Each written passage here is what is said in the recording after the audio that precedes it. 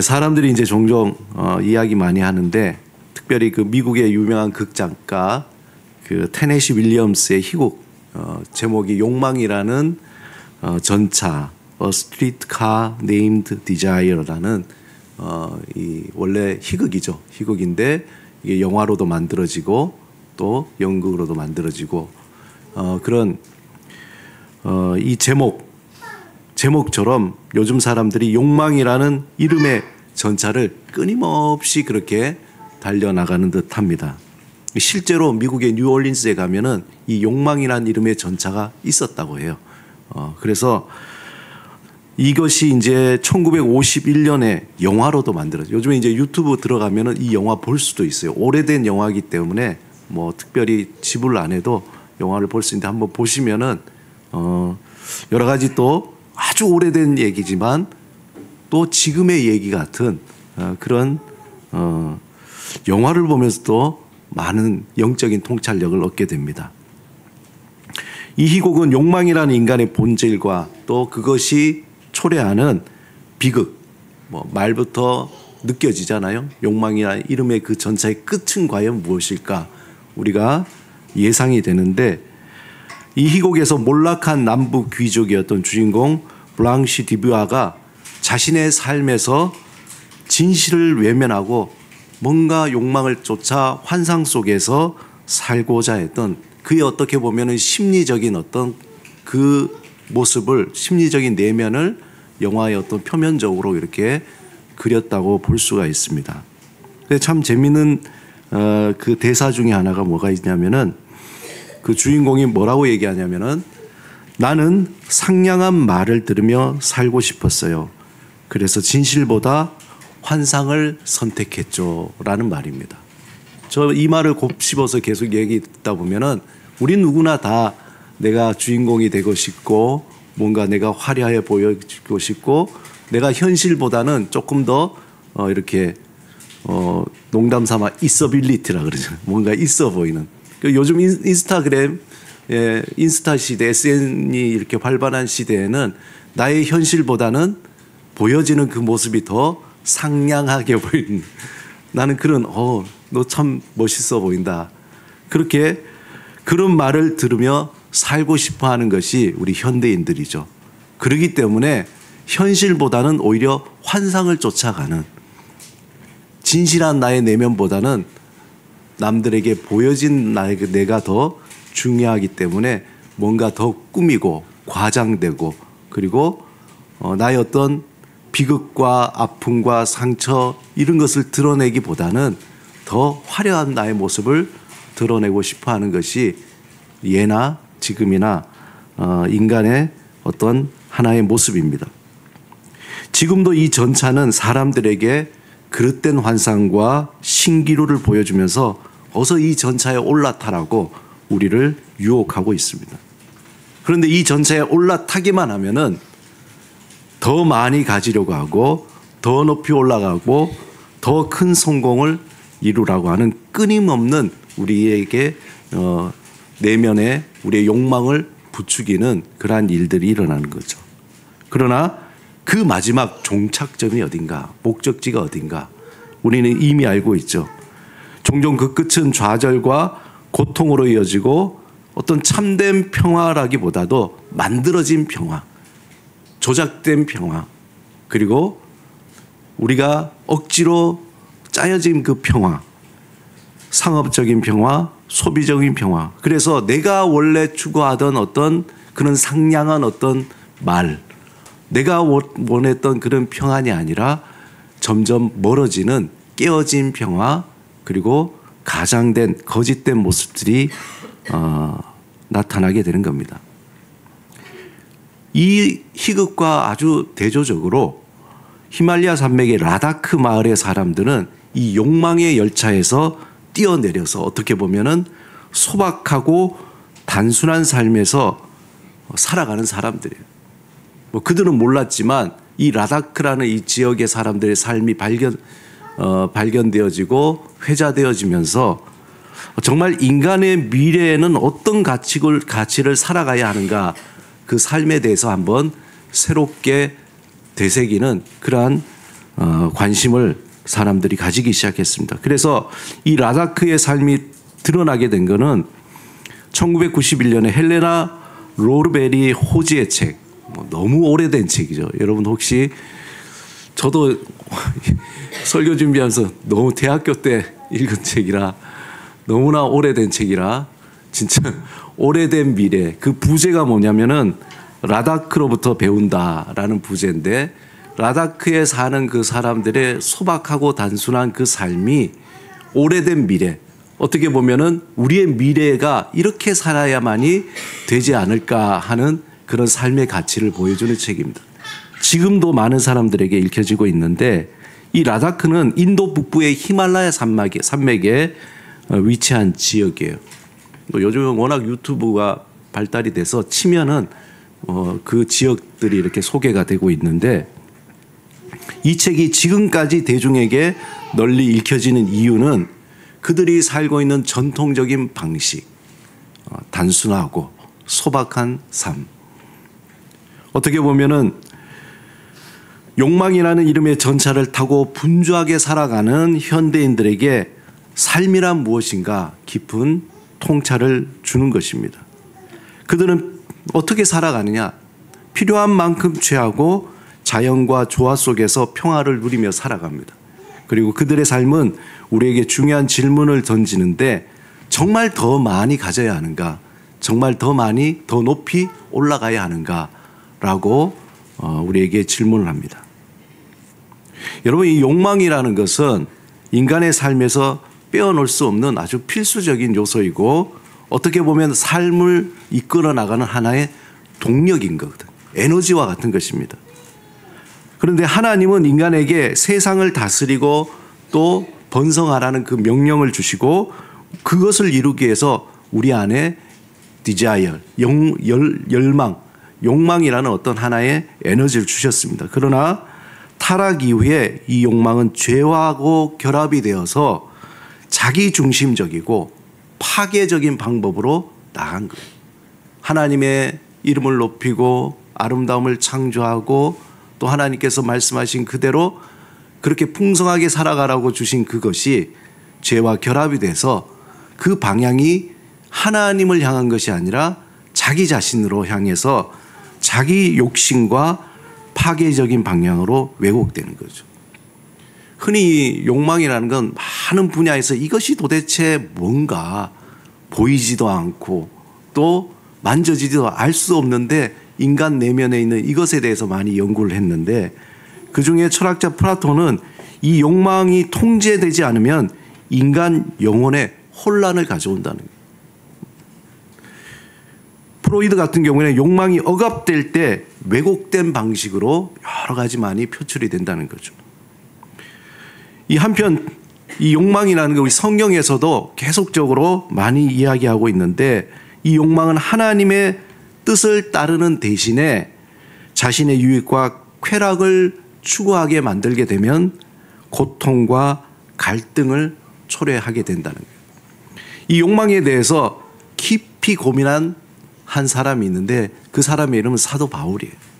바울은 로마서 7장을 여러분들이 읽어보면은 그 욕망에 대해서 굉장히 고민을 많이 했어요. 나는 하나님을 향해서 마음을 다해서 살아가려고 열정을 다하고 그렇게 살려고 애를 쓰지만 내 안에 또 다른 내가 있는 거예요.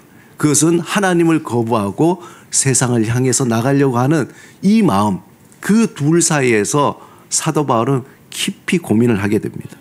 그는 신학적인 고민을 하게 되는데, 로마서 7장 22절에서 24절에 이렇게 말합니다. 우리 같이 한번 읽어볼까요? 시작. 내 속사람으로는 하나님의 법을 즐거워하되 내 지체 속에서 한 다른 법이 내 마음의 법과 싸워 내 지체 속에 있는 죄와 법으로 나를 사로잡는 것을 보는도다. 오라, 나는 공고한 사람이로다. 이 사망의 몸에서 누가 나를 건져내랴. 내 속엔 내가 너무도 많은 거예요. 내가 원치 않는 내가 나를 괴롭히고 내가 원치 않는 방향으로 나를 이끌어가니까 사도 바울은 어떻게 하면 이것을 해결할 것인가. 그래서 바울은 자신의 그 욕망과 죄의 힘에 의해서 너무도 무기력하게 쓰러지고 그리고 무너져 내리는 자기를 고백합니다. 하지만 거기에 머무르지 않고 절망하지 않고 그는 예수 그리스도를 통해서 그 문제가 해결되는 것을 깨닫는 거예요. 그래서 7장 25절에 이렇게 고백해요. 우리 주 예수 그리스도로 말미암아 하나님께 감사하리로다. 그리고 그는 로마서 8장으로 넘어가면서 나의 힘이 아니라 성령을 의지하면서 살아갈 때에 우리 안에 이 욕망을 넘어서서 이 에너지가 하나님의 영광을 위해서 쓰이는 것을 고백하게 됩니다. 이 욕망에 대한 가장 모범적인 예가 누굴까? 바로 예수 그리스도십니다.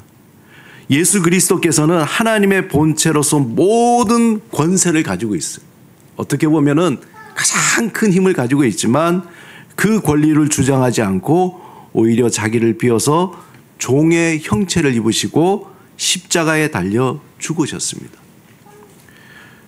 빌립보서 2장 6절에서 8절을 우리 흔히 이것을 예수 그리스도의 자기 비하라 그러는데, 내가 힘이 있는데 힘을 내가 과시하지 않고 그것을 오히려 내려놓는 자기 비하.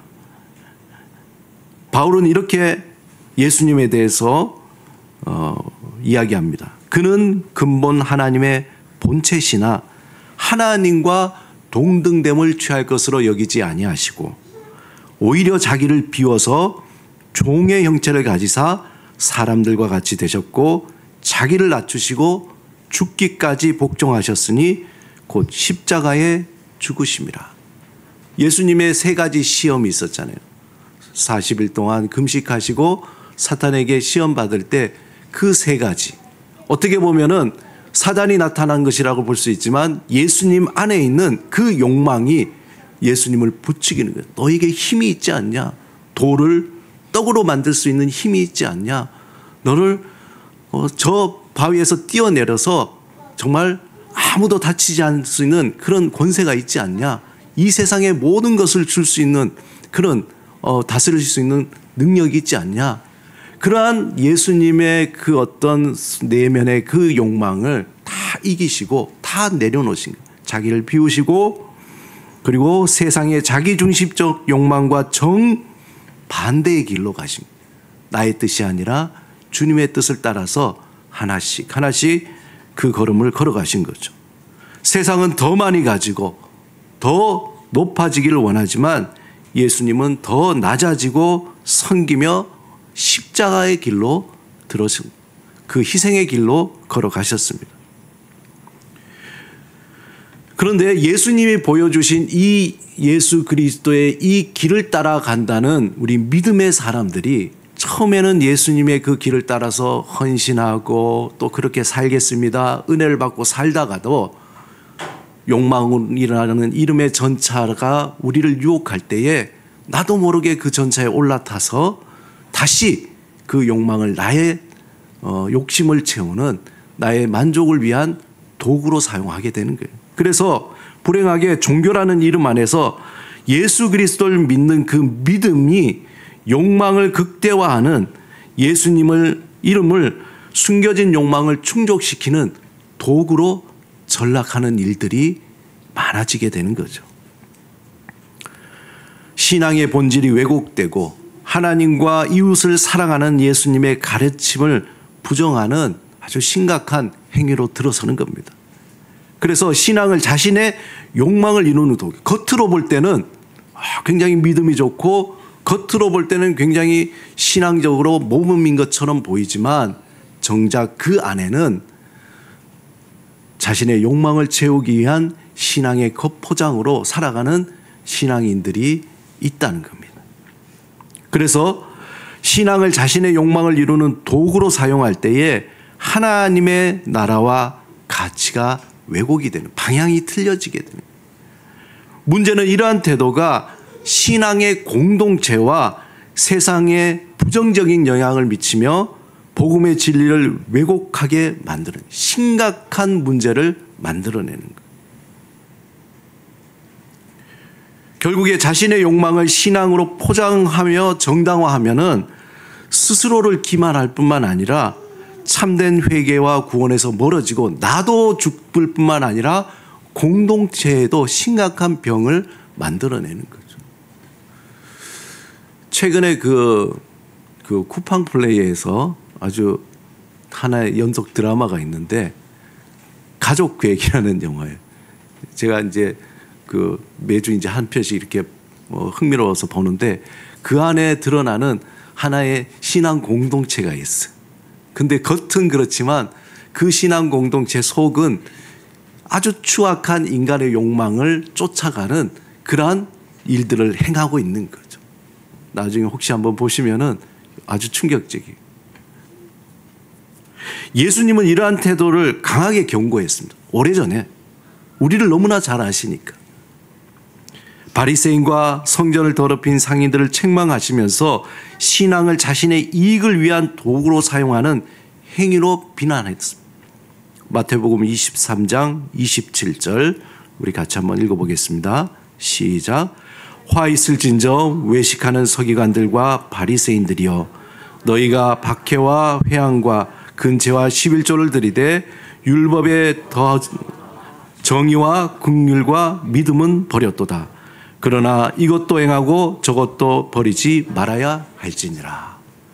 뒤에 보면은 정의와 긍휼과 믿음을 다 버려. 예수님은 우리의 도구가 아니라 뭐죠? 예수님은 우리의 주인이신 거예요. 우리 도깨비 방망이에요. 예수의 이름으로 무조건 될 것. 이게 아니라 그의 말씀을 따를 수 없지만 따르려고 애를 쓰고 힘을 쓰고 갈등하는 그것이 사도 바울의 그 모습이잖아요. 잘못된 모습이 아니에요. 우리는 늘 그 사이에서 갈등하고 있는 나의 욕망과 또 하나님을 향한 열망 그 사이에서 계속 갈등하고 있는 그러나 나의 힘이 아닌 성령의 능력으로 하나님을 향하는 그 방향으로 자꾸 한 걸음 한 걸음씩 나가려고 애를 쓰는 가운데에 우리가 조금씩 그리스도를 따라서 살아가게 된 거예요. 신앙은 우리의 욕망을 이루는 것이 아니라 우리의 욕망을 내려놓고 하나님의 뜻을 따르는 것입니다. 오늘 본문에 등장하는 이 목자들도 마치 라다크에 사는 사람들처럼 정말 단순한 사람, 세상이 볼 때는 굉장히 가난한 사람들이에요. 그 당시에 유대 지방에 있어서 가장 어떤 낮은 삶을 살아갔던 사람들이 목자였어요. 먹는 것, 입는 것, 사는 것 정말 볼 것 없는 그러한 사람들이었습니다. 그렇지만 그들의 삶은 단순하고 아주 소박한 그러한 삶. 그런 그들에게 하나님은 그들에게 세상이 줄 수 없는 가장 아름답고 놀라운 소식을 전해준 겁니다. 누가복음 2장에 보면 큰 기쁨의 좋은 소식을 다른 누구보다도 가장 먼저 그 목자들에게 하나님은 소식을 전해주신 거예요. 이 소식은 단순한 정보가 아니라 인간의 왜곡된 욕망을 초월하게 하고 참된 기쁨과 소망으로 이끄는 하나님의 초대입니다. 오늘날 우리는 이러한 욕망에 사로잡힌 삶이 아니라 주님께서 주시는 하나님이 주시는 이 새로운 이야기를 품을 때에 그 욕망의 본질과 하나님의 새로운 길에 대해서 다시 한번 회복하며 살아갈 수 있게 됩니다. 천사가 목자들에게 이렇게 말씀하죠. 누가복음 20장 10절 11절에 큰 기쁨의 좋은 소식은 그들의 욕망을 새롭게 바꿔놓고 또한 그들에게 새로운 이야기를 전해주는데 본문에 2장 10절 11절에서 보라 내가 온 백성에게 미칠 큰 기쁨의 좋은 소식을 너희에게 전하노라. 오늘 다윗의 동네에 너희를 위하여 구주가 나셨으니 곧 그리스도 주시니라. 가장 낮은 자리에 있던 목자들은 천사의 방문을 통해서 구원의 첫 증인이 된 거예요. 천사에게 받은 이 새로운 이야기를 품은 목자들은 세속적인 욕망이 아니라 하나님을 향한 기쁨과 경배의 열망이 생겨나게 된 거예요. 그들은 그 소식을 듣고 야, 이 소식을 가지고 어디 팔아먹을까? 이 소식을 가지고 내가 뭐 명예를 얻을까? 이 소식을 가지고 내가 어떤 다른 유익을 위해서 이걸 써먹을까? 이것이 아니라 그들은 즉시 베들레헴으로 달려가 아기 예수를 경배하고 새로운 목적과 의미를 품은 삶으로 변해갔다는 거예요. 오늘 본문 20절을 우리 같이 한번 읽어보겠습니다. 자, 본문 20절 없나요? 예, 제가 읽어드리겠습니다.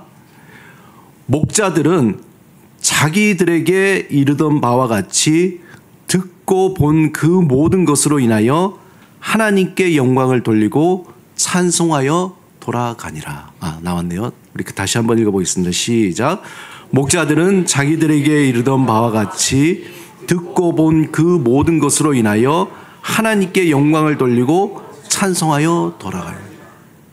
우리의 신앙이 아주 순수하고 소박하고 단순하고 하나님을 향할 때는 하나님이 주신 그 은혜, 하나님이 우리에게 내려주셨던 그 복들, 하나님이 우리에게 보여주셨던 증거들, 그런 깨달음, 이것들을 듣고 본 것을 위해서 하나님 감사합니다. 하나님 영광을 돌립니다. 하나님의 뜻을 위해서 살겠습니다.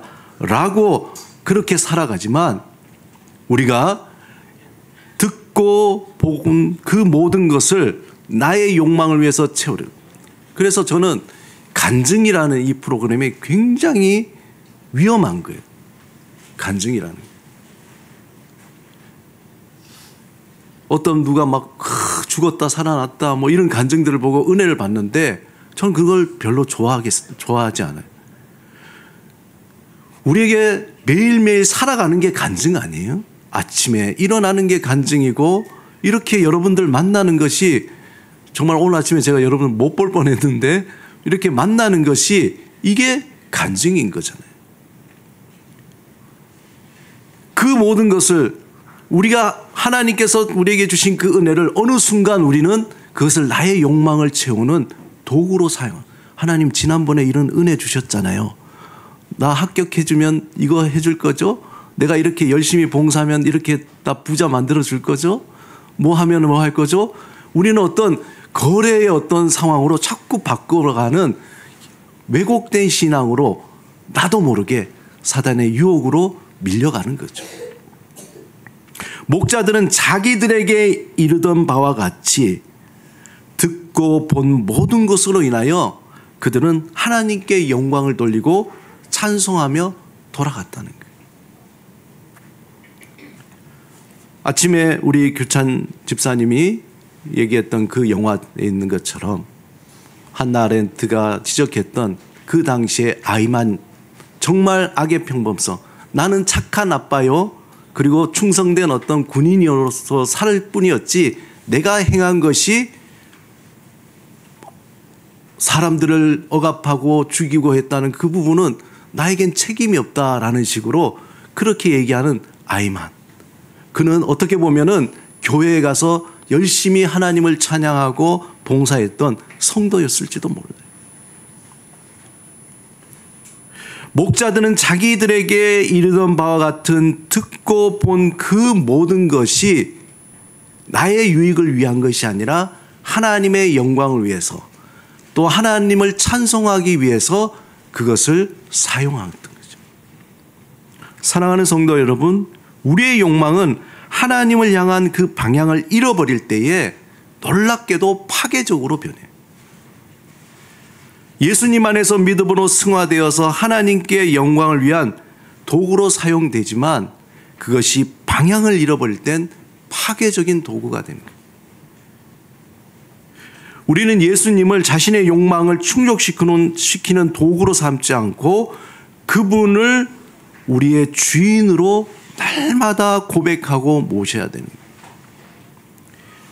여러분, 한 나라나 공동체나 모임의 지도자는 어떻게 보면은 그 공동체가 품고 있는 욕망과 가치를 구체적으로 드러내는 인격체라고 볼 수 있어요. 좀 어려운 말일 수도 있지만 우리는 교회의 머리가 되시는 예수 그리스도를 믿잖아요.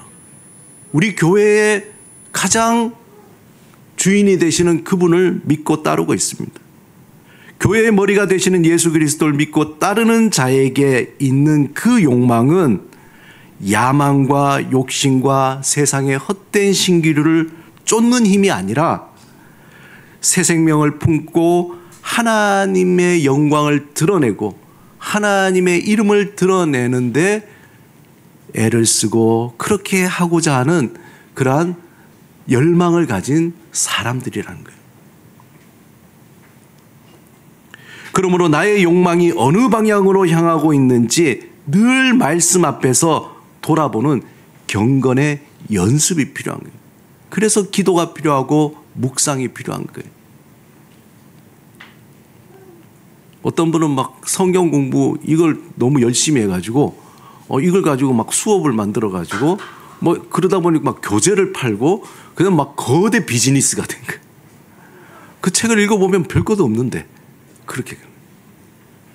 물론 이게 찬반이 있을 수 있지만 과연 우리가 하는 그 모든 것들이 그 방향이 하나님의 영광과 이름을 드러내는 그 일에 사용되는가 늘 조심스럽게 성찰하고 또 그것에 우리가 돌아봐야 되는 거죠. 그래서 경건의 연습이 필요한 겁니다. 예수 그리스도 안에서 우리의 욕망이 더 이상 자신만을 위한 것이 아니라는 거예요. 하나님이 주신 이 욕망을 이 세상을 위한 사랑과 섬김의 통로로 변화될 때에 우리는 이 땅에 하나님의 나라를 이루는 도구로 귀하게 사용될 겁니다. 하나님의 나라의 귀한 도구로 사용될 가장 열망했던 한 성자를 소개합니다. 마지막으로 우리가 잘 아는 성 프란체스코 그분의 기도를 소개하면서 오늘 말씀을 마치려고 합니다. 우리가 잘 아는 주여 나를 평화의 도구로 사용하소서 말씀입니다. 제가 읽어드리겠습니다. 주여 나를 당신의 도구로 써주소서. 미움이 있는 곳에 사랑을, 다툼이 있는 곳에 용서를, 분열이 있는 곳에 일치를, 의욕이 있는 곳에 신앙을, 그릇됨이 있는 곳에 진리를, 절망이 있는 곳에 희망을, 어둠의 빛을, 슬픔이 있는 곳에 기쁨을 가져오는 자가 되게 하소서.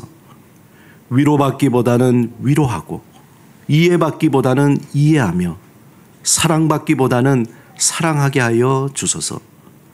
우리를 줌으로써 받고 용서함으로써 용서받으며 자기를 버리고 죽음으로써 영생을 얻기 때문입니다. 오늘 이 기도가 저와 여러분의 기도가 되고 우리 교회 공동체의 기도가 돼서 우리가 있는 곳, 우리가 일하는 곳, 우리가 살아가는 그 자리에서 진실로 하나님의 평화의 도구로 사용되기를 주님의 이름으로 축원합니다. 우리 같이 한번 말씀을 생각하시면서 기도드리겠습니다. 우리가 주님이 오시는 대림절을 보내면서 예수님이 이 땅에 오심이 어떤 의미인지 우리가 묵상하고 있습니다. 또한 주님을 묵상하며 우리의 삶을 또한 돌아보며 우리 속에 그 마음의 방향이 지금 어디로 향하고 있는지 다시 한번 점검하기를 바랍니다. 성 프란체스코의 그 기도처럼 주님, 우리도 주님의 귀한 도구가 되기를 원합니다. 평화의 도구, 사랑의 도구, 용서와 위로와 하나님의 영광의 도구가 되기를 원합니다. 우리가 소원하는 마음으로 함께 침묵으로 기도드리겠습니다.